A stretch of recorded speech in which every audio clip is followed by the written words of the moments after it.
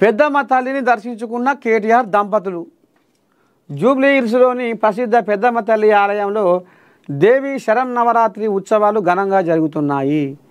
ఈ సందర్భంగా BRS working president K తారక రామారావు దంపతులు మంగళవారం ఆలయాన్ని సందర్శించారు.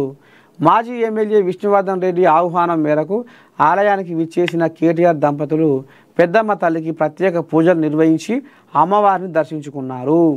అనంతరం ఆలయ అర్చకులు కేటీఆర్ దంపతులను ఆశీర్వదించి వారికి తీర్థ ప్రసాదాలు అందజేశారు. మొత్తానికి ఇక చూడు,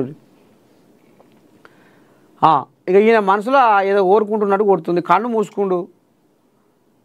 మూసుకొని ఈసారి అన్న ఎటనన్నా చేసి తల్లి జర పెత్తానం మాకు వస్తాడు చూడు, నేను ముఖ్యమంత్రిని కావాలని కలలు కన్నా, కానీ నా ఆశలు మొత్తం అడియాశలు అయిపోయినాయి తల్లి పెద్దమ్మా, ఎట్ట చేస్తావో ఏం కథో. మా ఇంట్లో కూడా స్విచ్ పుట్టింది, మా చెల్లె పక్కకు జరిగింది. ఇక ఇంట్లో కొంతమంది డ్రామాలు అంటుర్రు, కొంతమంది అన్న మంచోడే అయ్య మంచోడే కానీ బావనే బదనామం చేసిందని ఇక మా చెల్లెని ఓ దిక్కు సోషల్ మీడియాలో అరుచుకుంటుర్రు.